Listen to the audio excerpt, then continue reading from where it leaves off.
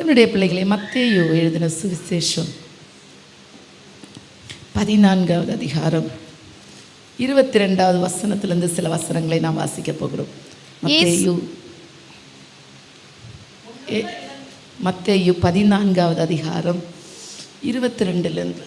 இயேசு ஜனங்களை அனுப்பி விடுகையில் தம்முடைய சீஷர்கள் படவில் ஏறி தமக்கு முன்னே அக்கறைக்கு போகும்படி அப்படின்னா இயேசு அக்கறைக்கு போகல, நான் வருவேன், எனக்கு முன்னாடி நீங்கள் என்ன செஞ்சுருங்க, போங்க. நான் வந்து ஒரு பெரிய காரியத்தை செய்ய போகிறேன், அதுக்கு முன்னாடி நீங்கள் என்ன செஞ்சுருங்க, ரெடி பண்ணி வைங்க. நான் இப்படி தான் சில நேரம் சில காரியத்துக்கு ரெடி பண்ணுறதுக்கு ஃப்ரெண்டில் கொஞ்சம் ஆட்கள் அனுப்புவேன். அதே மாதிரி ஃப்ரெண்டில் கொஞ்சம் ரெடி பண்ணுறதுக்கு ஆட்கள் அனுப்புகிற மாதிரி ஆண்டவர் என்ன சொல்கிறாருன்னா, போட்டை எடுத்துகிட்டு என்ன செஞ்சுருங்க, சீக்கிரமாக போங்க. பக்கத்தில் இருக்கிறவங்கள பார்த்து சொல்லுங்கள், சீக்கிரமாக போங்க. இப்போ அவங்க நினச்சிருவாங்க சீக்கிரமாக போக சொல்கிறாங்க போல். இப்போ என்ன நடக்குது, சீக்கிரமாக போகும்படி துரிதப்படுத்தினா அவர் ஜனங்களை அனுப்பிவிட்ட பின்பு அவர்கள் ஜனங்கள் என்னது, அதுக்கு முன்னாடி பார்த்தீங்கன்னா 5000 பேர், 5000 புருஷர்களுக்கு போஷிப்பார். அப்போ அவங்களுக்கு எல்லாம் டாட்டா பை பை கழிச்சு அனுப்புனதுக்கு பின்பு தனித்து ஜெபம் பண்ண ஒரு மலையின் மேல் ஏறி சாயங்காலம் ஆன போது அங்கே தனிமையா இருந்தார். அதற்குள்ளாக படகு நடுக்கடலிலே சேர்ந்து. படகு எங்க போச்சு? நடுக்கடல். பக்கத்தில் இருக்கிறவங்கள பார்த்து சொல்லுங்க, நடுக்கடல் எங்க போச்சு? கொஞ்சம் சத்தமா. இப்ப படகு எங்க இருக்கு? சத்தமா சொல்லுங்களேன், சத்தமா, இன்னும் சத்தமா. நடுக்கடல்ல படகு போயிட்டு, நடுக்கடல்ல படகு போனதும் பிரச்சனை ஆரம்பிக்குது. எப்போ பார்த்தாலும் நடுக்கடல்ல போகும்போது தான் பிரச்சனை. எத்தனை பேர் உண்மைன்னு சொல்றீங்க? பிரச்சனையே இல்லாதவங்க மாதிரி இருக்கிறீங்களே. பின்னாடியும் போக முடியாது, முன்னாடியும் போக முடியல. நடுக்கடல்ல வந்ததும் பிரச்சனை. பின்னாடி இருந்திருந்தா பேசாமல் என்ன செஞ்சுருப்போம், இன்னைக்கு காற்று அடிக்கிற சீசன் வேண்டான்னு பேசாமல் ஒதுங்கியிருப்போம். இயேசுவே கூட வாங்கினாது கூப்பிட்ருப்போம். அவர் சொன்னதை கேட்டு நடுக்கடலில் போனதும் இப்போ பின்னாடி போகிறதுக்கும் மனசு இல்லை, முன்னாடி போகணும். ஆனால் காற்று அடிக்கிறது நிமித்தம் படகு பின்னாடி போகாமல் தடுத்து எப்படியோ தப்பி வெளியே வந்தாலும் பயங்கரமான பிரச்சனை. அங்கே வசனம் சொல்லுகிறது, அதற்குள்ளாக படகு நடுக்கடலிலே சேர்ந்து எதிர்காற்றாய் இருந்தபடியால் அலைகளினால் அலைவுபட்டது. அலைகளினால் என்ன செய்தான்? அலைவுபட்டது. அலையினால அப்படியே மோதி அடிச்சு காற்று பயங்கரமா வந்து கொண்டே இருக்கிறது. எப்பொழுதுமே நம்முடைய வாழ்க்கையின் படகு நடுக்கடல்ல வரும்போது சில பிரச்சனை வரும். எத்தனை பேர் உண்மைன்னு சொல்றீங்க? இதுக்கப்புறம் நான் வாழ்க்கையில் முன்னேறிடுவேன், நான் முன்னேறலாம், இதோட முடிஞ்சிச்சு, நான் இனி அப்படியே பக்கத்தில் வந்துட்டேன், இவ்வளோ தூரம் தாண்டிட்டேன் அப்படின்னு சொல்லிட்டு. இப்போ யோசிச்சு பாருங்களேன், படகு ஒரு போட்டு, யாராவது போட்டு மாதிரி சேவ் பண்ணுவீங்களா? ரிசர்வ் தான் இருக்கான், பக்கத்தில் இருக்கிற 2 ஆத்மாவே காணலை. ஓகே, இப்போ போட்டு இருக்கிற மாதிரி பண்ணேன். இங்கேருந்து வரணும், இங்கேருந்து அங்கே வர. ஓகே, ஆமாம், இங்கே வந்து ஸ்பீடாக போகாத, போட்டு ஸ்பீடாக வந்துட்டு அங்கேருந்து வாழ்க்கை இப்படி ஸ்பீடாக போகாது, ஸ்லோவாக தான் போகும். போட்டு இழுக்கிற மாதிரி பண்ணுங்க. இப்படி யோசிச்சு பாருங்களேன். ஆமாம், இந்த இதுக்கு என்ன சொல்லுவாங்க? துடுப்பு. துடுப்புக்கு ஒரு பிரச்சனை கிடையாது, நல்லா தான் இருக்குது, அப்படி தானே?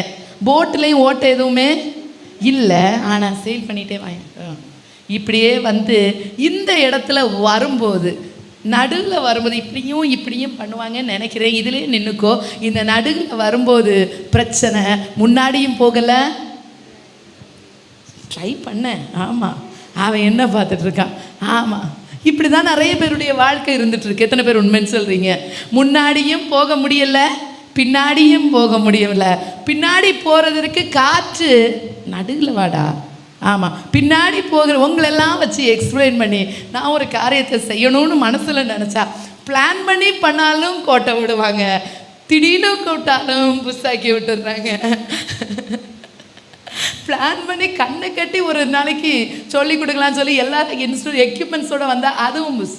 உடனே சொல்லிட்டேன், இனி கேர்ள்ஸ் ஓகே வேண்டாம், நான் இனிமேல் பாய்ஸை கூப்பிட்றேன் அப்படின்னு சொல்லிட்டு அதுலேருந்து அப்பாவியை கூப்பிட்டா இங்கேயும் புஷ்னாக்கிறதடா. ஆமாம், அந்த இது ஆக்ஷன் பண்ண குட். இப்போ இந்த இதை பார்த்தீங்கன்னா இது வரைக்கும் வரும்போது ஒரு பிரச்சனையுமே நடுவில் வந்துட்டு இந்த சைடு இழுத்தாலும் இங்கே இழுத்தாலும் இருக்கிற இடத்துல இருந்துகிட்டே இருக்குது. அந்த துடிப்பு தானே, துடுப்பு. ஆமாம், இது ப்ரொனவுன்சியேஷனும் பெரும் பிரச்சனை. ஏன் தெரியுமா? ஏதோ ஒரு மெசேஜுக்கு மிஸ்டேக்காக ப்ரொனவுன்ஸ் பண்ணது ஆமே நல்லலியாலாம் கமெண்ட்டில் வரல, அந்த மிஸ்டேக் மட்டும் கமெண்ட்டில் வந்திருக்கு. அந்த பரிசுத்தவானுக்கு ஒரு நல்ல ஒரு கையை தட்டுங்க. அது யாருன்னு எனக்கு தெரியாது, கமெண்ட்டில் வந்துச்சு. அப்போ தான் யோசித்தேன், அட பாவி, அந்த ஆரம்பம் முதல் எண்டு வர 1.5 மணி நேரம் கிட்டத்தட்ட மாங்கன்னு மெசேஜ் கொடுத்தனே, வேறு எதுவும் வரல. ஒரு ப்ரொனன்சியேஷன் மிஸ்டேக்கை பார்த்து அது இப்படி இல்லை, அதை திருத்தமாக இப்படி சொல்லவும்னு வந்துச்சு. அப்போ தான் நினச்சேன், இது எங்கே இருந்தாலும் நம்ம கன்னியாகுமரியாக தான் இருக்கும் அப்படின்னு முடிவு பண்ணிட்டேன் மனசில். ஏன்னா அது கன்னியாகுமரிக்கு ஒரு ஸ்பெஷல் உண்டு. என்ன குறை, அது ஆவா இல்லை ஆவா, அது ழாவா இல்லை லாவா. தமிழ் டீச்சர்ஸுக்கெல்லாம் கன்னியாகுமரிக்கு ஸ்பெஷல் அவார்டு. ஆஷா எங்க நம்ம ஆஷா? ஓகே சரி. ஸோ இப்போ மிடில் வந்தது என்னாச்சு? ஸ்ட்ரக் ஆயிட்டு. எவ்வளவுதான் ட்ரை பண்ணாலும் முன்னாடி போகவே முடியல. காற்று அடிக்குது. நான் எப்படி தெரியுமா பார்த்தேன்? காற்று அடிக்கிறது நேரத்தில் பின்னாடி தள்ளி போடலான்னா காற்று வருது, ஆனாலும் பின்னாடி போகலை. எத்தனை தேவனுடைய பிள்ளைகள் சொல்ல முடியும்? பின்னாடி போகலான்னு காற்று அடிச்சுது, ஆனாலும் நீ 2025 எத்தனையோ சூழ்நிலை வந்தது, பின்னாடி போகலான்னு நினைச்ச, ஆனாலும் முடியல. இருக்கிற இடத்துல தான் இருக்கிறோம், ஆனால் ஸ்ட்ரக் ஆகி போய் இருக்கிறோம். முன்னாடி போகிறதுக்கு முடியல, எவ்வளோ ட்ரை பண்ணி பார்க்குற முடியல. பின்னாடி போகிறதுக்கு காற்று பின்னாடி அடிக்கிறதுக்கு அதனுடைய ஃபோர்ஸ் பலமாக இருக்கு, ஆனால் பின்னாடி போகவும் விருப்பம் இல்லை. நடுவில் ஸ்ட்ரக்கான அனுபவம். தேங்க்ஸ் தான். இதே மாதிரி தான் நிறைய நேரம் நம்முடைய வாழ்க்கையிலையும் நடுவில் ஸ்ட்ரக் ஆகி போயிருக்கிறோம். எத்தனை பேர் உண்மைன்னு சொல்கிறீங்க? எத்தனையோ சூழ்நிலைகளில் பின்னாடி போயிடும்னு நினச்சிங்க, பின்னாடி போகலாமான்னு நினச்ச நேரங்கள் உண்டு, ஆனாலும் ஸ்ட்ரக்காக இருக்கிற நேரம். என்னாச்சு? கரண்ட் வந்துருச்சா? ஈஸியாக தான் ஆன் பண்ணுது. இதுதான் ஸ்ட்ரக்கான நேரம். ஸ்ட்ரக்கானாலும் அட்வைஸ் வரணும். என்னது? இதை பண்ணுங்க. ஓகே, நீங்கள் இப்போ இங்கே பாருங்கள், இல்லைன்னா அவங்களெல்லாம் பார்த்துட்டு இருக்கிறீங்க, நான் இங்கே ஒருத்தி மெசேஜ் கொடுத்துட்டு இருக்கிறேன். ஆமாம், நடுவில் ஸ்ட்ரக்காக இருக்கிறோம். தேவனுடைய பிள்ளைகளே, இது நான் ஏதோ சும்மா போட்டோட கதையை சொல்லலை. நிறைய நேரம் நம்ம வாழ்க்கையிலையும் நடுவில் ஸ்ட்ரக்காகி போயிருக்கிறோம். நடுக்கடலில் யோசிச்சு பாருங்களேன், நடுக்கடலில் ஸ்ட்ரக்கான ஒரு வாழ்க்கை. நடுக்கடலில் நம்ம சில நேரம் எதிர்பார்த்துருக்க மாட்டோம், என்னுடைய வாழ்க்கையின் இந்த காலகட்டத்தில் போய் நடுவில் போய் ஸ்ட்ரக் ஆயிடுவேன். எத்தனை பேர் உண்மைன்னு சொல்கிறீங்க?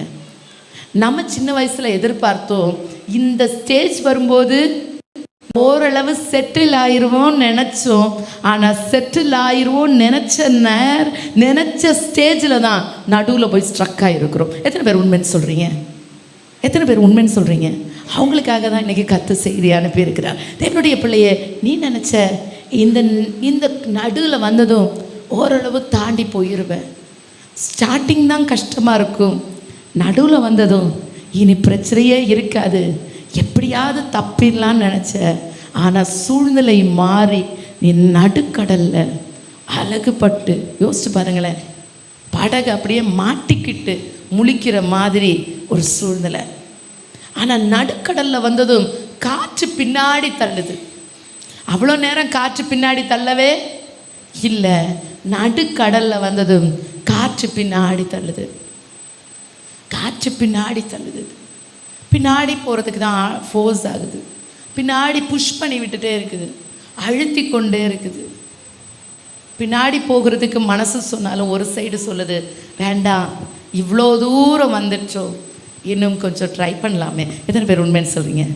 இவ்வளோ தூரம் வந்துட்டோம், இன்னும் கொஞ்சம் முயற்சி எடுக்கலாமே. ஆனாலும் பல வருடங்கள் ஆயிடுச்சு, இன்னும் நடுக்கடலில் இருக்க கொஞ்சம் பேர் இங்கே இருக்கிறோம். எத்தனை பேர் உண்மைன்னு சொல்ல முடியும்? ஆமாம், இன்னும் நடுக்கடலில் இருக்கிற கொஞ்சம் பேர் இங்கே இருக்கிறோம். ஆனால் அந்த வசனம், அடுத்த வசனம் சொல்கிறது, இரவின் 4ஆம் ஜாமத்திலே நடு ராத்திரியில, நடுக்கடல்ல இருக்கும் நடு ராத்திரியில இயேசு கடலின் மேல் நடந்து ஆஹா அவர்களிடத்திற்கு வந்தார். இயேசு கடலின் மேல் நடந்து அவர்களிடத்திற்கு இயேசு வருகிறார். நடு ராத்திரி ஆகும்போது இயேசு வருகிறார். பல வருடமா, பல நாட்களா ஒருவேளை உன்னுடைய வாழ்க்கையில நீ நடுக்கடல்ல தத்தளிக்கிற மாதிரி ஒரு நிலைமையாக இருக்கலாம். ஆனால் என் கர்த்தர் சொல்லுகிறார், இந்த பிப்ரவரி மாதம் 1ஆம் தேதியில் நான் உன்னை தேடி வரப்போகிறேன். எத்தனை பேர் உண்மைன்னு சொல்கிறீங்க? தேடி வருகிற தெய்வம் அவர், தேடி வருகிற தெய்வம் அவர், தேடி வருகிற தெய்வம் அவர். என்றைக்குமே புறம்பே தள்ள மாட்டார், தேடி வருவார். எத்தனை பேர் உண்மைன்னு சொல்கிறீங்க? ஆமாம், அந்த இடத்துல சொல்லுகிறது, இவங்க நடுக்கடலில் மாட்டிக்கிட்டு இருக்கிற நேரத்தில் இயேசு கிறிஸ்துவாங்க என்ன பண்ணிட்டு இருக்கிறாரு? அவங்களுக்கெல்லாம் டாட்டா பை பை சொல்லிட்டு ப்ரேயர் பண்ணிட்டு இருக்கிறார். உண்மை தானே? இங்கே இயேசுவே இயேசுவேன்னு கூப்பிட்டுருக்காங்க, அங்கே அவர் மற்றவங்களுக்கெல்லாம் பாய் see you டாட்டா அப்படின்னு சொல்லிட்டு நேராக ப்ரேயர் பண்ண போயிருப்பார். மாட்டிட்டாங்க. ஆனாலும் என் கர்த்தர் குறித்த நேரம் வரும்போது, நமக்கு தேவைப்படுகிற நேரம் கரெக்டாக வந்ததும் குறித்த காலத்தில் குறித்த நேரத்தில் தேடி வருவார். எத்தனை பேர் உண்மைன்னு சொல்கிறீங்க? கைவிட மாட்டார், மறக்க மாட்டார், தேடி வருவார். பக்கத்தில் இருக்கிறவங்கள பார்த்து சொல்லுங்களேன், அவர் மறக்கலை. நல்லா தான் சொல்லுங்களேன், அவர் மறக்கலை. ஆமாம், அவர் மறக்கலை. அவர் மறக்காத தேவன், அவர் மறக்காத தேவன். அவர் தேடி வரும்போது என்ன நடக்கு தெரியுமா? அவர் வசனத்தை வாசிங்க, 25 26 சேர்த்து வாசிங்க. இரவின் 4ஆம் ஜாமத்திலே இயேசு கடலின் மேல் நடந்து அவர்களிடத்திற்கு வந்தார்.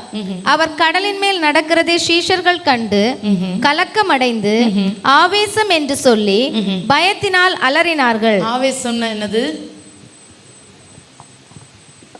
ஆவி, பேய் அப்படின்னு அலறினார்கள்னு வசனம் சொல்லுது. தேவனுடைய பிள்ளையே, யோசிச்சு பாருங்களேன். நமக்கே சில நேரம் ஜன்னலுக்கு வெளியே ஒரு வாழை இலை அசைஞ்சாலே எப்படி தெரியும் நமக்கு? பக்கத்தில் இருக்கிறவங்கள பார்த்து சொல்லுங்கள், ஆவேசம். ஆமாம், சின்னதாக ஒரு நிழல் பட்டாலே நமக்கு என்ன வந்துடும்? நமக்கு ஆவேசம் வந்துடும். இங்கே என்ன சொல்கிறாங்க? ஆவேசம் என்று சொல்லி அலறினார்கள், பயத்தினால் அலறினார்களாம். அம்மா, நமக்கு தெரியும், சும்மா ஊன்னு சொல்கிறதுக்குள்ள நமக்கு இங்கே 2-3 ஸ்க்ரீமிங் கேர்ள்ஸ் உண்டு, கத்திடுங்க. அதே மாதிரி ஆவேசம் என்று அலறினார்கள். ஆக்சுவலி போட்டில் நம்ம ஸ்ட்ரக்காக இருக்கும்போது, முன்னேற முடியாத நேரத்தில் நம்ம தெரியாமலே ஒரு பயம் வந்துவிடும். எத்தனை பேர் உண்மைன்னு சொல்கிறீங்க? உள்ளுக்குள்ளே என்னதான் நம்ம பயப்பட மாட்டேன்னு பாடினாலும், பயப்பட மாட்டேன்னு சிரிச்சிட்டு பாடுவோம், ஹார்ட் உள்ளே இருந்து பயப்பட மாட்டேன்னு பயந்து பாடிக்கொண்டிருக்கும். எத்தனை பேர் உண்மைன்னு சொல்கிறீங்க? ஏன்னா வெளியெல்லாம் ஓகே தான், உள்ளதான் பிரச்சனை. எத்தனை பேர் உண்மைன்னு சொல்கிறீங்க? வெளியெல்லாம் பாடுறதெல்லாம் நல்லா தான் இருக்கும், வெளியே ஒரு பிரச்சனையும் கிடையாது. வெளியே நம்ம நல்ல தைரியசாலி மாதிரி நடிக்கலாம், உள்ளே வந்து பார்த்தா மட்டும்தான் தெரியும் எப்படி பயந்து போய், எப்படி நொறுங்கி போயிருக்கிறோம் என்று. இப்போ அந்த பயத்தின் நிமித்தம் யோசிச்சு பாருங்களேன். சில நேரம் படகுக்குள்ளே போய் இருப்போம், ஒரு பக்கம் அலை, ஒரு பக்கம் படகு இழுத்து அடித்து பிரச்சனைக்குள்ளே இருக்கும்போது திடீர்னு இயேசு வருகிறார். இயேசு வரும்போது எப்படி தெரியுது? பேய் மாதிரி தெரியுது. சில நேரம் தேவன் தருகிற பதில்களும் உங்களுக்கு வித்தியாசமாய் தெரியும். எத்தனை பேருக்கு புரியுது? பயம் வரும்போது சில பதில்கள் வித்தியாசமாய் தெரியும். கர்த்தர் திறக்க வச்சிருக்கிற கதவுகளும் வித்தியாசமாய் தெரியும். அதனால தான் பக்கத்தில் இருக்கிறவங்கள பார்த்து கொஞ்சம் தட்டி சொல்லுங்கள், பயந்துராதீங்கன்னு சொல்லுங்கள். சத்தம் இல்லையா? இது ரொம்ப சைலண்ட் ஆயிடுச்சு. ஆமாம், முன்னாடி பெற்றோர் வந்து பிள்ளைகளுக்கு எப்படி சொல்லுவாங்க, இப்படி இருங்க, அப்படி இருங்க, இதை பண்ணுங்க, இதை பண்ணாத அப்படின்னு பெற்றோர் பிள்ளைகளுக்கு அட்வைஸ் பண்ணுவாங்க. இப்போ உள்ள காலத்தில் இந்த சண்டை முத்தி போய் ஈகோ கிளாஷஸ் எல்லாம் வந்து டெவலப்மெண்ட் அதிகமானதுனால பெற்றோர்களுக்கு யார் அட்வைஸ் பண்ண வேண்டியதாக இருக்குது? பிள்ளைகள்.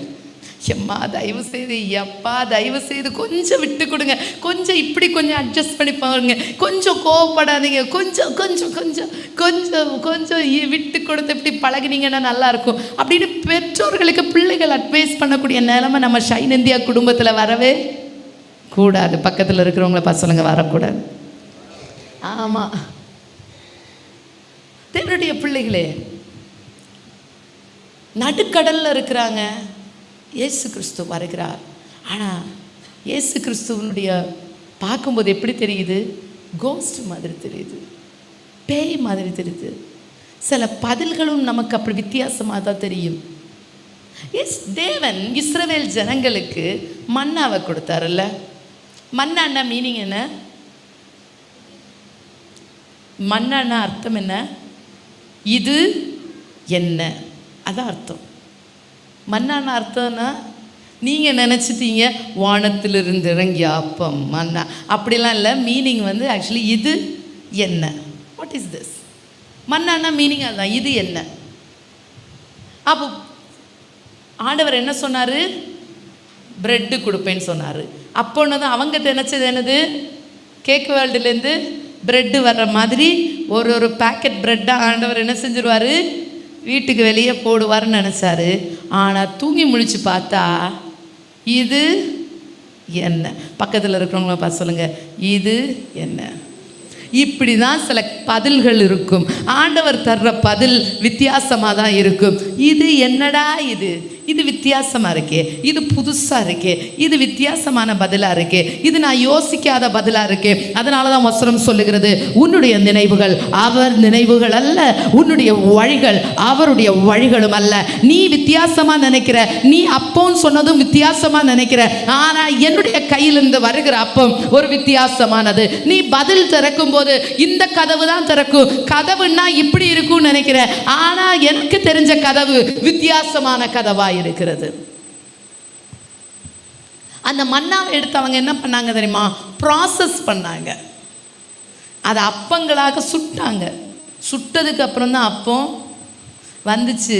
ஆனால் நம்ம நினைக்கிறோம் ஆண்டவர் தர்ற பதில் எனக்கு எப்படி இருக்கணும்னா அப்படியே அப்பாயின்மெண்ட் ஆர்டர் அடித்து நான் அப்ளை கூட பண்ணக்கூடாது, கையில் அது அப்படியே வந்திருந்து அப்படியே ஒருத்தர் வந்து என்னை தூக்கிட்டு வேலையில் கொண்டு விடணும். பக்கத்தில் இருக்கிறவங்கள பார்த்து சொல்லுங்களேன், சிரிச்சுட்டே, அது நடக்காதுன்னு சொல்லுங்கள்.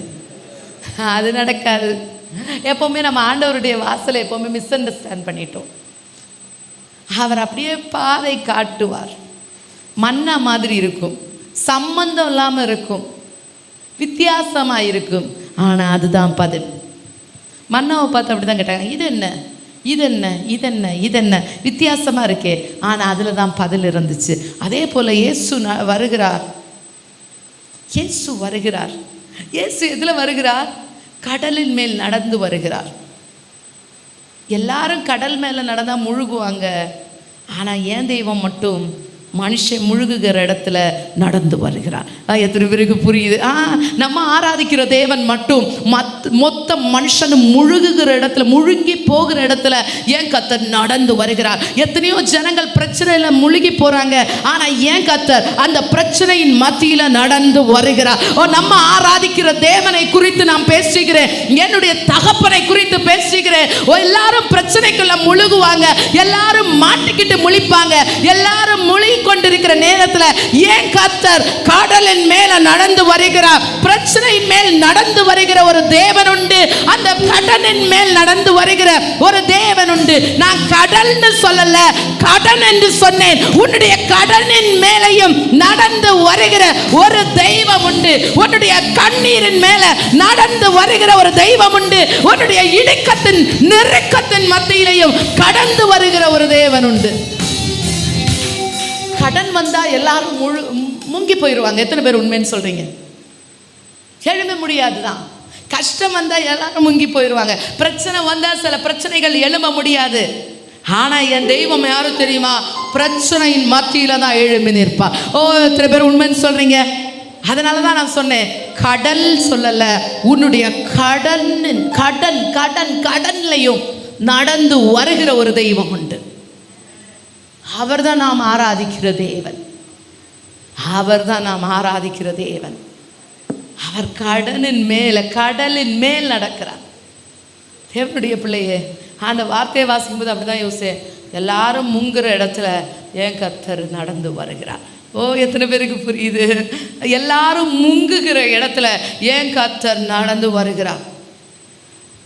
எல்லாரும் முங்குகிற இடத்துல என் தகப்பன் நடந்து வந்து தாம் பிள்ளைய தூக்கி அதே மேல அந்த கடல் மேலேயே நடக்க வைக்கிறார். அப்பதான் எனக்கு புரிஞ்சிச்சு, தாம் பிள்ளைய அவர் ஏதோ மற்ற ஜனங்களை மாதிரி முங்குகிறதற்கு விட மாட்டார். தன்னுடைய பிள்ளைய தேடி அவர், அது கடனா இருந்தாலும் அது கஷ்டமாய், இந்த இடத்துல இருக்கிறது வசதி, இந்த இடத்துல நான் இருந்து பிஸ்னஸ் பண்ணுறது எனக்கு வசதி, இந்த ஊருக்குள்ளே இருந்து நான் தொழில் பண்ணுறது எனக்கு வசதி, இந்த ஊருக்குள்ளே என்னுடைய வாழ்க்கை நடக்கிறது எனக்கு வசதி தான், ஓகே தான்.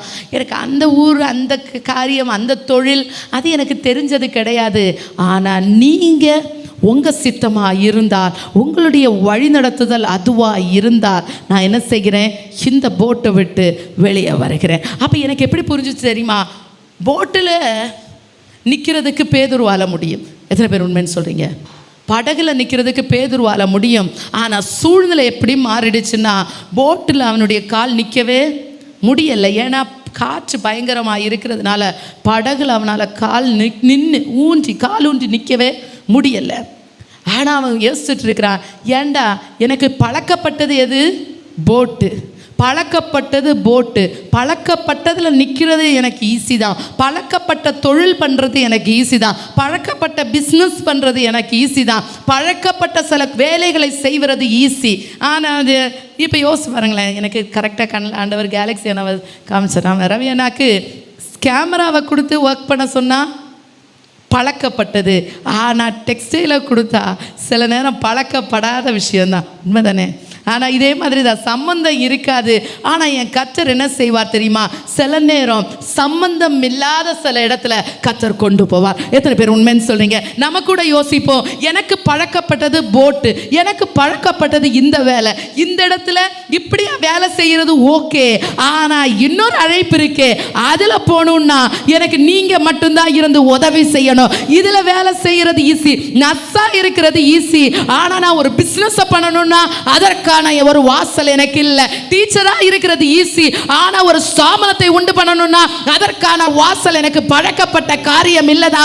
ஆனாலும் நீரா இருந்தால், நீர் கட்டளையிடுவீரா இருந்தால், உம்முடைய திட்டம் இதுவா இருந்தால், உம்முடைய சித்தம் இதுவா இருந்தால், நான் வெளியே வருகிறேன், நான் ஸ்டெப் இன் பண்ணுகிறேன், நான் விசுவாசிக்கிறேன். இந்த நேரத்தில் அநேகருடைய வாழ்க்கையில கர்த்தர் ஒரு அசைவை உண்டு பண்ணி அந்த படகில் இருந்து உன்னை வெளியே கொண்டு வர போகிறார். நீ படகில் இருக்கிறது உனக்கு சேஃபான இடம்தான், அது கம்ஃபர்டபுளான இடம்தான். ஆனா என் கர்த்தர் உன்னை வெளியே கொண்டு வர போகிறார். எத்தனை தேவனுடைய பிள்ளைகள் விசுவாசிக்கிறீங்க? நான் வெளியே வர வேண்டிய நேரம் வந்துச்சுன்னு நம்புறவங்க மாத்திரம் இருதயத்தின் ஆழத்திலிருந்து, உள்ளத்தின் ஆழத்திலிருந்து கைகளை தட்டி ஆண்டவரை துதிக்கிற நேரத்திலே அந்த படகு, அந்த அடைக்கப்பட்ட வாசல், அந்த மோதி அடிக்கிற அந்த அலைகளிலிருந்து வெளியே கொண்டு வருவதற்கு ஏற்ற ஒரு வல்லமை இறங்கட்டும்.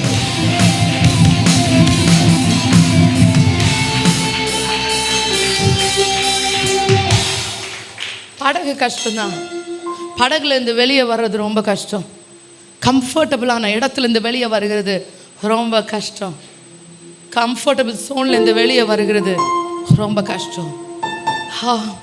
கம்ஃபர்டபுளான சூழ்நிலையிலேருந்து வெளியே வருகிறது ரொம்ப கஷ்டம்தான்.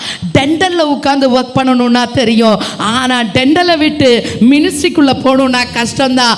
ஆனாலும் என் தேவன் படகுலேருந்து நீ வெளியே வா, வித்தியாசமானது தான் இருக்குன்னு சொல்லிட்டு வெளியே அழைத்தார் என்றால், ஒருவேளை முங்குற மாதிரி தெரியும், ஆனாலும் என் கர்த்தர் முங்க விட மாட்டார், என் தேவன் முங்க விட மாட்டார். ஒருவேளை முழுகின மாதிரி தெரியலாம், ஆனாலும் அவருடைய கை நீட்டி தூக்கி எடுப்பார். எத்தனை பேர் விசுவாசிக்கிறீங்க? இது ஏதோ எனக்கு சொல்லல, உனக்கு தான் சொல்லி கொண்டிருக்கிறேன்.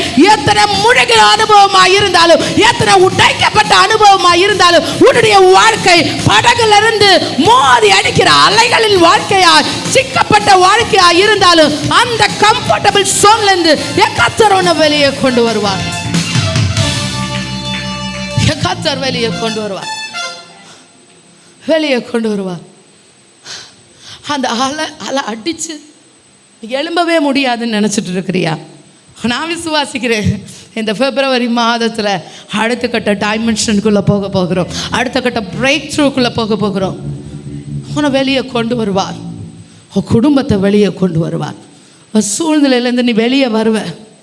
அது எப்பேற்பட்ட புயலாக இருந்தாலும் அந்த புயலிருந்து நீ வெளியே வருவ. சில நேரம் யோசிப்பேன், ஆண்டவரே 100 தடவை கேட்டு தானே இந்த முடிவெடுத்தேன், இது ஓகேயா, ஓகே ஆகுமா ஆகாதா?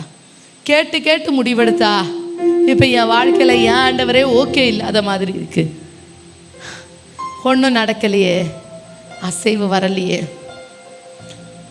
சில நேரம் சில படிப்புகளை கூட எப்படி படிச்சிருப்போம் தெரியுமா? போட்டில் ட்ராவல் பண்ணுறதுக்கு ஏற்ற மாதிரி காலை டிசைன் பண்ணி ப்ராக்டிஸ் பண்ணி வச்சுருந்துருப்போம். ஆனால் எனக்கு புரியுது, பேதுருவனுடைய கால், பேதுரு மீன் பிடிக்கிறவர் தான், போட்டில் பயணம் பண்ணவர் தான். ஆனால் பேதுருவனுடைய கால் ஏதோ போட்டில் இருக்கிறதுக்கு டிசைன் பண்ண மாதிரி எனக்கு தெரியலை. கர்த்தர் அவனை எப்படி டிசைன் பண்ணியிருக்கிறாருன்னா, தண்ணிக்கு மேலே நடக்கிறதுக்கு டிசைன் பண்ணிட்டார்னு நினைக்கிறேன். அதனால தான் அவன் தண்ணிக்கு மேலே நடக்கும்போதும் நடந்தான். காற்றை பார்த்ததும் தான் பயத்தில் முழுங்கினான். பயம் இருந்தால் நீ முங்கி விடுவ. ஆனால் உன்னுடைய கால் போட்டுக்குள்ளேயே நிற்கலைன்னா, சில வேலைக்குள்ளேயே உன்னை இருத்தலை. ஒரு வேலையை முடிச்சா இன்னொரு வேலை, எதுலேயுமே செட் ஆகலை. ஏன் ஆண்டவரை என் வாழ்க்கை இதுலேயும் நிரந்தரமா இருக்க முடியலன்னு சொல்லி குழம்பி கொண்டிருக்கிற. ஆனா சில நபர்களுக்கு சில போட்டு தான் புகலிடமா இருக்கும். ஆனா சில நபர்களுக்கு தண்ணி தான். தண்ணி மேல நடக்கிறதற்கு, தண்ணி மேல நடக்கும் போது ஒரு விஷயம் உண்டு. மற்ற மீன்கள் எல்லாம் ஆச்சரியப்படும், என்னடா இது, நம்ம தான் தண்ணிக்குள்ள நடக்கிறதுக்கு, தண்ணிக்குள்ள நீந்துறதுக்கு டிசைன் பண்ணா, இவர் ஒருத்தர் வர்றாரு தண்ணி மேலேயே நடக்கிறாரு. மற்றவர்களுக்கு ஒரு அதிர்ச்சியை உண்டு பண்ணுகிறதற்கு கர்த்தர் தாம் பிள்ளைய வெளியே எடுத்து நடக்க வைப்பார். நான் அதுலேயே பேதுருவை கூட விட்டுடலாம். பேதுருவோட கூட இருந்த மற்ற சீஷர்கள் எல்லாம் என்ன நினச்சிருப்பாங்க? பேதுருவை பார்த்ததும் பக்கத்தில் இருக்கிறவங்கள பார்த்து சொல்லுங்க, ஓவர் ஸ்மார்ட். ஆமாம், ஓவராக போகிறானே, ஓவர் ஸ்மார்ட் தான். எனக்கு ஒழுங்கா நாங்கள் இங்கே இருக்கிறோம், எங்களை மாதிரி இருக்க வேண்டியதானே, எங்களை மாதிரி இருக்க வேண்டியதானே, எங்களை மாதிரி அவங்க வேலையை பார்த்துட்டு பேசாமல் இருந்திருக்கலாம். இவனுக்கு மட்டும் ஓவர் ஸ்மார்ட், இவளுக்கு மட்டும் கொஞ்சம் ஓவராக பண்ணுறான்னு சொன்னாலே நினச்சிக்கோங்க, பேதுருவ மாதிரி கர்த்தர் சும்மா போட்டில் உட்கார டிசைன் பண்ணலை. நம்ம பேதுருவ மாதிரி, மற்ற சீஷர்களை மாதிரி போட்டில் உட்கார்றதுக்கு கர்த்தர் நம்மை டிசைன் பண்ணலை.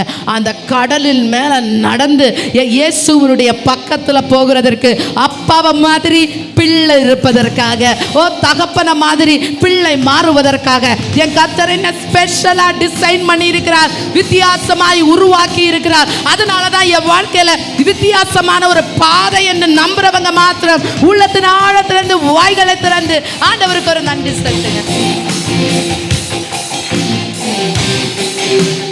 தேவனுடைய பிள்ளையே, தண்ணிக்கு மேல நடக்கிறார். தண்ணிக்கு மேல நடக்கணும்னா முதல்ல போட்டில் ஒரு பிரச்சனை வந்தால் தான் தண்ணியில் நடக்கணும்னு தெரியும்ல. போட்டில் பிரச்சனை வருதுன்னா தண்ணியில் நடக்க வேண்டிய நேரம் வந்துடுச்சு. இது எத்தனை பேருக்கு புரியுது? எத்தனை பேருக்கு புரிஞ்சிச்சு நான் சொன்னது? போட்டில் பிரச்சனை வருதுன்னா தண்ணியில் நடக்க வேண்டிய நேரம் வந்துடுச்சு. இப்போ செஞ்சு கொண்டிருக்கிற வேலையில் பிரச்சனை வருதுன்னா இனி அடுத்த கட்டத்தில் ஏதோ ஒன்று புதுசாக செய்கிறதுக்கு கர்த்தர் கதவை திறக்க வேண்டிய நேரம் வந்துடுச்சு. வாழ்க்கையில் ஏதோ பிரச்சனையாகி அங்கங்கே மோதி அடிக்குதுன்னா அடுத்த டைமென்ஷனுக்குள்ளே போக வேண்டிய நேரம் வந்துடுச்சு. எத்தனை தேவனுடைய பிள்ளைகள் அடுத்த கட்ட உயர்வுக்கு நேராக, அடுத்த லெவல் டைமென்ஷனுக்கு நேராக, அடுத்த கட்ட பரிமாணத்துக்கு நேராக காத்து கொண்டு இருக்கிற பிள்ளைகள் எத்தனை பேர் இருக்கிறீங்க?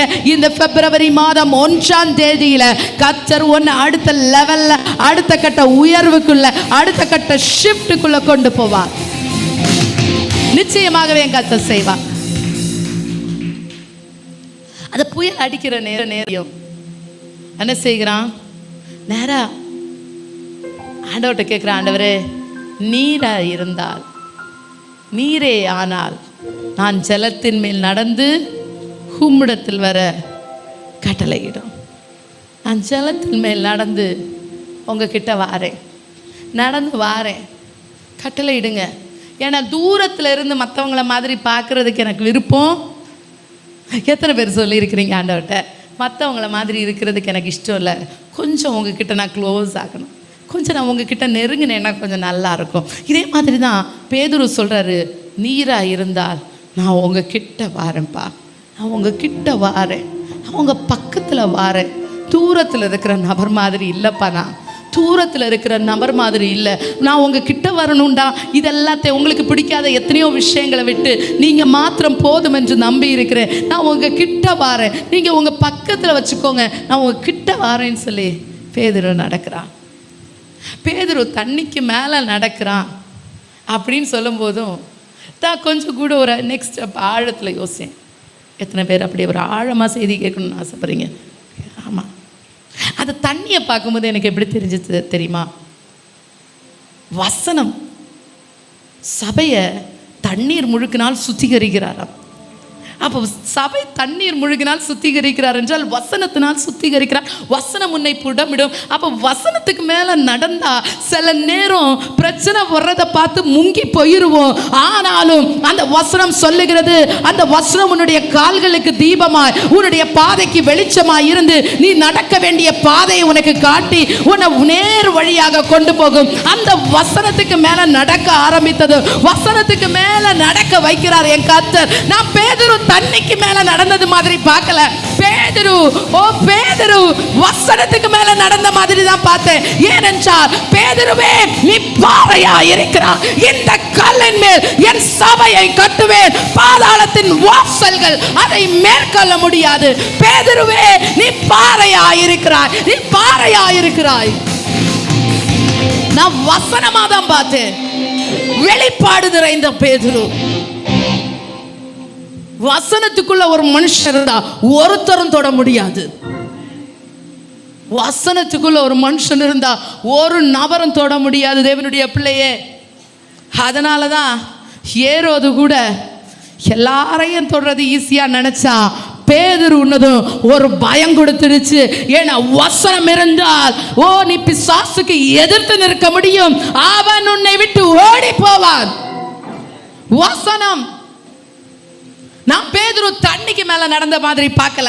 பேதுரு தண்ணியாகி அந்த திருவசனமாகிய அந்த களங்கம் இல்லாத ஞானப்பா சபையை தண்ணீரினால் சுத்திகரிக்கிறார் என் தேவன். அந்த தண்ணியாகிய வசனத்தை தான் நான் பார்த்தேன். நான் பார்க்கும்போது பேதுரு ஏதோ கடல்ல இருந்து வெளியே வந்த மாதிரி நான் பார்க்கல. நான் பார்க்கும்போது எப்படி பார்த்தேன் தெரியுமா? வாழ்க்கை என்கிற படகிலிருந்து ஒரு மனுஷன் பயந்து கொண்டிருக்கிற அந்த ஃபெயிலியர்ல இருந்து, தோற்று போன நிலைமையிலிருந்து வெளியே வருகிறதற்கு அந்த வசனத்தை மாத்திரம் நம்பி காலடி எடுத்து வைக்கிற நேரத்தில் சில நேரம் எதிர்காற்று வரும், உண்மைதான். ஆனாலும் முழுங்கின மாதிரி சில நேரம் நீ முங்கி போனாலும் இயேசுவே கூப்பிடுகிற நேரத்தில் அவர் அப்படியே கையை நீட்டி தூக்கி எடுப்பார். கையை நீட்டி தூக்கி எடுக்கிற ஒரு தேவன் இன்னும் உயிரோடு இருக்கிறார். அந்த தேவனுக்கு ஒரு நன்றி செலுத்துங்க.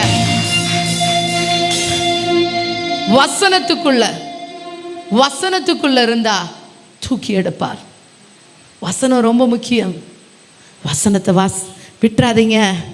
வசனம் வாசிருங்க. வசனம் ரொம்ப முக்கியம். ஏனென்றால் மனிதனுடைய வாழ்க்கை வசனத்துக்கு நேராக அமையப்பட்டார். வசனத்துக்கு மேலே நடக்கிறவனாக இருந்தார் அவன் வாழ்க்கையை கர்த்தர் அழகுபடுத்துவார். எத்தனை பேர் உண்மைன்னு சொல்கிறீங்க? ஜலத்தின் மேல் பேதுரு நடந்தான். வசனம் இருந்தா எந்த காற்று எந்த புயல் அடித்தாலும் முங்கி போக மாட்டோம். எத்தனை பேர் உண்மைன்னு சொல்கிறீங்க? இதனால தான் சின்ன பிள்ளைங்களுக்கு வசனத்தை சொல்லி கொடுக்கணும். நம்ம மைட்டி வாரியர் குரூப்பில் இருக்குது. எத்தனை சின்ன பிள்ளைங்க வசனம் அனுப்புகிறீங்க? கொஞ்சம் கையசிச்சு காமிங்களேன். எத்தனை வாலிப பிள்ளைங்க வசனம் அனுப்புகிறீங்க? கையசிச்சு நல்லா கிளாப் பண்ண. பெரியவங்க எத்தனை பேர் வசனம் அனுப்புகிறீங்க? நல்லா கையை தூக்குங்களேன், நல்லா கையை தூக்குங்க. வாலிப பிள்ளைங்க யாரெல்லாம் வசனம் அனுப்புகிறீங்க? கையசிச்சுக்கா. ஆமாம், சின்ன பிள்ளைங்களுக்கெல்லாம் பிஸி. ஏன்னா பெற்றோருக்கு அதனுடைய முக்கியத்துவம் தெரியலை. வெளியே சர்ச் பிள்ளைங்கள்லாம் நிறைய பேர் அனுப்புகிறாங்க. நம்ம சபை ஜனங்கள் பிஸி ஆகிட்டீங்க. பிள்ளையானவன் நடக்க வேண்டிய வழியில் அவனை நடத்தணும். முதிர் வயதிலும் அவன் விடாதிருப்பான். சின்ன வயசில் நடத்த தவறிட்டு வளர்ந்த பிறகு கதறி பிரயோஜனமே இல்லை. சின்ன வயசுலேயே வசனத்துக்கு நேராக நடத்தணும். எனக்கு தெரியும், வசனத்தை சொன்னதும் மியூசிக்கும் இருக்காது, சத்தமும் இருக்காது. வேண்டாண்டா சும்மா சொன்னேன். இப்போ நம்ம பாயிண்டில் வந்து தட்டிட்டாங்களே. ஆமாம், இவ்வளோ நேரம் மெசேஜ் நல்லா தான் போச்சு. இப்போ தானே பிரச்சனை, இப்போ தானே பிரச்சனை. வசனம் அனுப்ப மாட்டேங்கிறீங்க. ஆமாம், விங்ஸ் மீட்டிங்கில் காணல, டீன்ஸ் மீட்டிங்கில் காணல நிறைய பேர். ஆமாம், எங்கெல்லாமோ காணல. அது ஹெர்சோன் சீனியர்ஸில் காணும். ஆமாம், அங்கங்கே காணும் இவங்களெல்லாம். இனிமேல் எந்த கிளாஸ்லேயும் பக்கத்தில் இருக்கிறவங்கள பார்த்து சொல்லுங்கள், கட் அடிச்சிடக்கூடாதுன்னு சொல்லுங்கள். ஆக்சுவலி நான் பார்த்து சொல்லணுமே. ஆமாம், வசனம் காணலையே, வசனம் தெரியணும், வசனம் அனுப்பி விடணும். சரியா? ஆமாம், நீங்கள் யோசிக்கலாம் எப்படி எல்லாம் எனக்கு தெரியாமல் எல்லாத்தோட குரூப் அட்மினை பார்த்தீங்கன்னா நானாக தான் இருப்பேன். நல்லா பார்ப்பேன் உங்களோட வசனம் யாரெல்லாம் வசனம் அனுப்பியிருக்கீங்க அனுப்பலைன்னு தெரியும். எல்லா பிள்ளைகளுக்கும் வசனத்தை சொல்லிக் கொடுங்க. தினமும் வசனத்தை அனுப்புங்க. பைபிள் போர்ஷன் ரீட் பண்ணி அனுப்புகிற ஒரு குரூப் இருக்குது, சிப்ஸ்ன்னு சொல்லிட்டு ஒரு குரூப். எத்தனை பேர் அதில் தினமும் வசனத்தை படித்து அனுப்புகிறீங்க? லேவியர் ஆகமம் அப்படி டெய்லி போர்ஷன் இப்போ லேவியர் ஆகமத்தில் நடந்துட்டுருக்கு. யாரெல்லாம் அனுப்புகிறீங்க? கொஞ்சம் கையசி நல்லா. ஆமாம், சபை நம்ம சபையில் இருந்து நான் ஆவிக்கிரிய வாழ்க்கையில் கீழே போயிட்டேன் அப்படின்னு சொல்கிறதுக்கு ஒன்றும் எக்ஸ்கியூஸே இல்லை. பக்கத்தில் இருக்கிறவங்கள பார்த்து சொல்லுங்கள், எக்ஸ்கியூஸ் கிடையாது. ஆமாம், நீங்கள் எங்கே போய் எதுவுமே சொல்லலாம். இந்த சபையில் தினமும் வசனம் அனுப்புறதுக்கு வாசலை வச்சுருக்குறோம். பைபிளை ரீட் பண்ணி ஒரு வருஷத்துக்குள்ளே மொத்த பைபிளை படித்து முடிக்கிறதற்கு ஒரு குரூப்பு தனியாக இருக்குது. அப்புறம் தினமும் ப்ரேயர் நடந்துகிட்ருக்கு. இவ்வளோ சண்டே கிளாஸ் எல்லாருக்கும் ஆன்லைனில் உன் வீட்டுக்குள்ளே இருந்தே. பக்கத்தில் இருக்கிறவங்கள பார்த்து சொல்லுங்கள், வீட்டில் இருந்து சண்டே கிளாஸ். வேறு யாருக்கும் இருக்காது, எல்லாருக்கும் ஒர்க் அட் ஹோம் இருக்குது. இப்போ சண்டே கிளாஸ் எங்கே? ஏன்னா உங்களை அவ்வளோ தூரம் கம்ஃபர்டபுளாக வச்சுருக்கிறது எதுக்குன்னா, ஒரு நாள் ஆண்டவர் கேட்பார், இவ்வளோ வசதி செஞ்சு தந்தும் ஏன் உன் பிள்ளை அட்டன் பண்ணலை? ஏன் பிள்ளையானவன் நடக்க வேண்டிய வழியில் நடத்தலை அப்படின்னு கேட்கும்போது, சைமா சிஸ்டர்னு இப்போ சொல்கிற மாதிரி யாரும் சொல்லவே பக்கத்தில் இருக்கிறவங்க பார்த்து சொல்ல முடியாது. அது இங்கே வேணா என்னவும் சொல்லலாம், மேலே போய் இதெல்லாம் சொல்லவே. எல்லா வசதியும் வாய்ப்பும் உங்களுக்கு செய்து தந்திருக்கு. அதனால தான் நான் இப்போ இந்த வருஷம் நான் மனசுலேயே முடிவு பண்ணது, எந்த பிள்ளைகள் பின்னாடி போய் பசங்க அனுப்பினியா, ஜெபம் பண்ணியா, கண்ணை மூடு அப்படி சொல்கிறதே கிடையாது. ஏன் தெரியுமா? பிள்ளைகளை நடத்த வேண்டியது யாரோட வேலை? பக்கத்தில் இருக்கிறவங்கள பார்த்து சொல்லுங்கள், சிரிச்சிட்டே சொல்லுங்கள், பெற்றோர்கள். ஆமாம், வர்ற சண்டேலேருந்து ஒரு ரூல்ஸ் மட்டும் போடலான் இருக்கேன். மெசேஜ் நேரத்தில் ஃபோனை சுவிட்ச் ஆஃப் பண்ணி வைக்கணும். உள்ளே என்ட்ரு ஆகும்போது ஃபோனு சைலண்டில் இருக்கணும். ஃபோனு சுவிட்ச் ஆஃப் ஆகலைனாலும் சைலண்டில் இல்லாமல் சவுண்டு போட்டாலும் எங்கள் வாலண்டியர்ஸ், 5 வாலண்டியர்ஸ் இருக்காங்க, தூக்கி அப்படியே ஹேண்ட் ஓவர் பண்ணி என்கிட்ட கொடுத்துருவாங்க. ஸோ அது மட்டும்தான் வர்ற சண்டேலேருந்து சொல்லலான் இருக்கோம், நோட்டீஸ் ஒட்டலான் இருக்கோம். வேறு எந்த ரூல்ஸும் இல்லை. உங்களுக்கு ரூல்ஸ் எல்லாம் கிடையாது. பிள்ளைய நீங்கள் தான் நிறைய வாசலை வச்சுருக்குறோம். பிள்ளைகளை ஆவிக்கிரிய வாழ்க்கையில் கட்டி எழுப்பணும். ஏன்னா வசனம் தெரிஞ்ச பிள்ளை வாழ்க்கை என்கிற கடலில் மாட்டி படகு அளவுப்பட்டு அசைஞ்சு புயல்னால் அடித்து நொறுங்கின மாதிரி ஒரு சூழ்நிலை வந்தாலும் தண்ணி மேலே நடக்கிற மாதிரி வசனத்தின் மேலே நடந்து வெளியே வர முடியும். எத்தனை பேர் உண்மைன்னு சொல்கிறீங்க? ஆமாம், சின்ன வயசில் சண்டே கிளாஸ் அட்டன் பண்ண பிள்ளைங்களுக்கு பெற்றோர்கள் நிறைய பேர் இருப்பீங்க. இன்றைக்கி வசனம் இவ்வளோ தெரியும். எதனால்? நிறைய சண்டே கிளாஸ் அட்டன் பண்ணி வசனம் படித்ததுனால. இப்போ உங்கள் பிள்ளைகள்கிட்ட கேட்டால் வசனம் தெரியவே மாட்டேங்குது. ஏன்னா பிள்ளைங்களுக்கு வசனம் சொல்லிக் கொடுக்கல.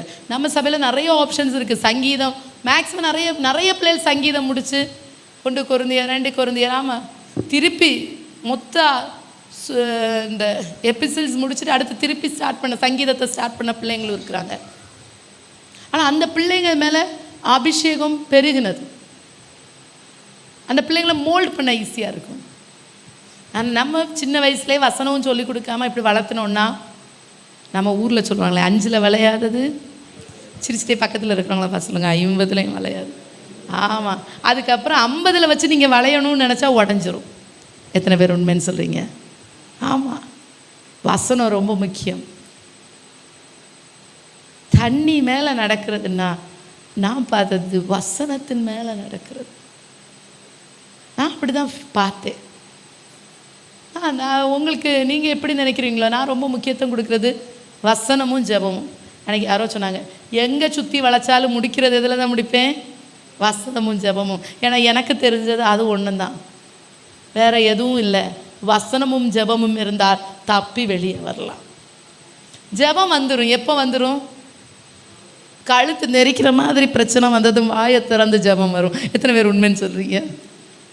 ஆமாம், யாராவது இப்படி வந்து உங்களை நெக்கிட்டாங்கன்னு என்ன வந்துடும்? வாயை திறந்து ஐயோ ஆண்டவரே தயவு செய்து என்னை காப்பாற்றுங்கன்னு ஜெபம் வந்துடும். ஆனால் வசனம் அவ்வளோ ஈஸியாக வராது. பிசாசுக்கு எதிர்த்து நிற்கணும்னா எப்படி எதிர்த்து நிற்கணும்? இயேசு கிறிஸ்து வசனத்தினால தான் ஜெயித்தார். வசனமே தெரியாமல் எதிர்த்து நிற்க முடியுமா? ஆமாம், நம்ம எப்போவுமே நல்ல பிசாசுக்கு எதிர்த்து நிற்கணும்னு எல்லாம் அவன் ஓடி போவான்னு சொல்லுவான். ஆனால் வசனமே தெரியாமல் சொல்லுவோம். வசனம் தெரியணும் தேவனுடைய பிள்ளைகளே. பேதுரு நடந்தான். அடுத்ததாக வசனம் சொல்லுகிறது, இயேசு கிறிஸ்துவும் பேதுருவுமா சேர்ந்து எங்கே ஏறினாங்க? அதே படகுல ஏறினதும் அலைகள் எல்லாம் என்ன ஆயிற்று? அமைதி ஆயிற்று. அமைதியானதோடு மட்டுமல்ல, சுற்றி இருந்த எல்லா சீஷர்களும் அவனை தொழுது கொள்ள ஆரம்பித்தார். இயேசுவை தொழுது கொண்டார்கள். அப்படி என்றால் பேதுருவினுடைய வாழ்க்கையில் ஒரு வித்தியாசமான ஒரு சூழ்நிலை நடந்துச்சு. ஒரு என்கவுண்டர் நடந்துச்சு. தேவன் பேதுருவை சந்தித்து, தேவன் பேதுருவனுடைய வெளிப்பாடும், தேவன் பேதுருவனுடைய நிலைமையை மாற்றினதும் மற்ற சீஷர்கள் எல்லாம் இயேசுவை தொழக்கூடிய அளவில் மாறிட்டு. எத்தனை பேர் விசுவாசிக்கிறீங்க? சில நேரம் உங்கள் வாழ்க்கையில் சில பிரச்சனைகள் மாறும்போது சுற்றி இருக்கிற மற்றவர்களுடைய வாழ்க்கையில் மற்றவர்கள் அப்படியே தேவனை வந்து தொழக்கூடிய அளவில் சூழ்நிலைகள் அமையும். எத்தனை பேர் உண்மைன்னு சொல்கிறீங்க? ஆமாம். இப்போ ஒருவேளை அவங்க கண்ணு முன்னாடி வேடிக்கை பார்க்குற மாதிரி இருக்கலாம். பக்கத்தில் இருக்கிறவங்கள பார்த்து சொல்லுங்கள், இப்போ ஒருவேளை அவங்க வேடிக்கை பார்க்கலாம். பக்கத்தில் இருக்கிறவங்கள இன்னும் தட்டி சொல்லுங்கள், சீக்கிரமாக அவங்களும் சர்ச்சுக்கு வருவாங்கன்னு சொல்லுங்கள். யார் வேடிக்கை பார்த்துட்டு இருக்கிறாங்களோ அவங்களையும் சர்ச்சில் கொண்டு வருவார். இப்போ ஒருவேளை படகுல இருந்து என்னடா இவன் செய்கிறான், நடக்கிறான், முழுங்கி போகிறான், எழும்புறான், என்னெல்லாமோ நடக்குது, ஏற்கனவே என்ன ஒரு சைடாக காற்றடிச்சிட்ருக்கு, இதுக்குள்ளே இவ்வளோ ஷோ அவன் பண்ணணுமா அப்படின்னு சொல்லிட்டு ஒரு மாதிரி ஓவர் ஸ்மார்ட்டாக பண்ணுற மாதிரி ஒரு வேளை பார்க்கலாம். ஆனால் சீக்கிரமாக என் தேவனும் அப்படியே பேதுருவோட கூட வந்து படகுல உட்கார்ந்தது போல கர்த்தர் செய்வார். அதுக்கப்புறமா அந்த வசனம் என்ன சொல்லுகிறது தெரியுமா? அதனுடைய கடைசி வசனம் சொல்லுகிறது, அவர்கள் என்ன செய்கிறாங்க? 34வது வசனம், பின்பு அவர்கள் கடலை கடந்து கெனேசரத்து நாட்டிலே சேர்ந்தார்கள். அவ்விடத்து மனுஷர் அவரை இன்னார் என்று அறிந்து சுற்றுப்புறம் எங்கும் செய்தி அனுப்பி பிணியாளிகள் எல்லாரையும் அவரிடத்தில் கொண்டு வந்து அவருடைய வஸ்திரத்தின் ஓரத்தை ஆகிலும் அவர்கள் தொடும்படி உத்தரவாக வேண்டும் என்று அவரை வேண்டிக் கொண்டார்கள். தொட்ட யாவரும் சொஸ்தமானார்கள். தொட்ட அவரும் அப்படின்னா பலத்த அற்புதம் செய்ய போறதுக்கு முன்னாடி ஒரு பலத்த பாதைக்குள்ள போக வேண்டியதாக இருந்துச்சு.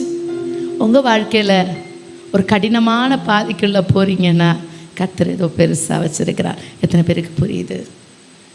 கடினமான பாதைகளுக்குள்ளே போகிறீங்கன்னா கர்த்தர் ஒரு பெரிய காரியம், அவருடைய நாம மகிமைக்காக ஒரு பெரிய காரியத்தை வச்சிருக்கிறார். பெரிய காரியத்தை வச்சிருக்கிறார்னா ஒரு கடினமான பாதைக்குள்ளே போவோம். ஆனாலும் கவலைப்படாதீங்க, என் கர்த்தர் மகத்துவங்களை செய்கிற தேவன். ஆனாலும் கவலைப்படாதீங்க, என் கர்த்தர் மகத்துவர், அவர் சர்வ வல்லமை உள்ள தேவன். உங்களை ஒரு கடினமான பாதைக்குள்ளே கொண்டு போகிறார் என்றால் சும்மா கொண்டு போகலை. எல்லா சீஷர்களை மாதிரி கர்த்தர் உங்களை அழைக்கலை. எல்லார மாதிரி கர்த்தர் உங்களை டிசைன் பண்ணலை. உங்கள் மேலே இருக்கிற திட்டம் பெருசு, உங்கள் மேலே இருக்கிற அழைப்பு பெருசு. உங்களை இவ்வளவாய் நடத்தினது, என்றைக்கும் அந்த அலை அடித்ததும் பின்னாடி போயிருக்கலாம். எத்தனை பேர் உண்மைன்னு சொல்கிறீங்க? இருந்த இடத்துல எத்தனையோ பேர் அழிஞ்சு போனாங்க, எத்தனையோ பேர் முங்கி போனாங்க. கர்த்தர் முங்க விடலை. எத்தனை பேர் உண்மைன்னு சொல்கிறீங்க? முங்க விடலை என் தேவன். எத்தனையோ கடந்த பாதைகள் கடினமான பாதைகள் தான், கஷ்டமான பாதை தான். ஆனாலும் உயிரோடு இருக்கிறோம். ஒரு வரிகள், அந்த பாடல்களில் ஒரு லைன் எனக்கு ரொம்ப பிடிச்சிருந்து. நாங்கள் கடந்த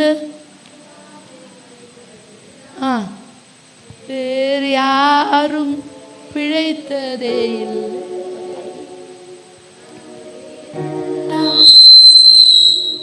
உயிருடன் உள்ளேன் நீரின்றி சாத்தியமில்லை. மறுபடியும் நான் கடந்த பாதைகள் எல்லாம் வேறு யார் பிழைத்ததே இல்லை. எத்தனை பேர் சொல்றீங்க? அதையெல்லாம் கடந்தும் உயிருடன் உள்ளேன் நீரின்றி சாத்தியமில்லை. நான் கடந்த பாதைகள், நான் கடந்த பாதைகள் எத்தனை பேர் சொல்றீங்க? வேறு யாரும் பிழைச்சதே இல்லை. அதையெல்லாம் கடந்தும் உயிருடன் உள்ளேன் நீரின்றி சாத்தியமில்லை. எத்தனை பேர் சொல்றீங்க? அப்பா இல்லாம சாத்தியமே? அவர் இல்லைன்னா முங்கி போயிருப்போம், அவர் இல்லைன்னா பிழைச்சிருக்க மாட்டோம். அவர் மட்டும் இல்லைன்னு வச்சுக்கோங்களேன், எங்கேயோ சிதறி போயிருப்போம். ஆனால் என் கர்த்தர் தூக்கி சுமந்து இந்த இடத்துல கொண்டு வந்திருக்கிறார். முங்க விட மாட்டார். ஒரு அற்புதத்தை காத்திருக்கிற தேவனுடைய பிள்ளைகளே, இந்த பிப்ரவரி மாதத்தில் உன்னுடைய நடுக்கடல்ல இருந்து தத்தளிக்கிற உன்னுடைய வாழ்க்கையில் ஒரு வாசலை என் கர்த்தர் திறப்பார். வசனத்தை மாத்திரம் பிடித்து கொள்ளுங்கள். அந்த வசனத்தின் வழியாக என் கர்த்தர் ஒரு வழியை திறப்பார். வசனத்தின் வழியாக இயேசு கிறிஸ்து வருகிறார். ஒருவேளை பார்க்குறதுக்கு உனக்கு வித்தியாசமாக பயமாய் தெரியலாம். பயப்படாத, வசனத்துக்குள்ளே இறங்க ஆரம்பி. வசனம் உன்னை நடத்தும், வசனம் உன்னை நடத்தும். பாதை காட்டுவார் அவர். பாதை இல்லாத இடத்துலையும் என் கர்த்தர் பாதை காட்டுவார்.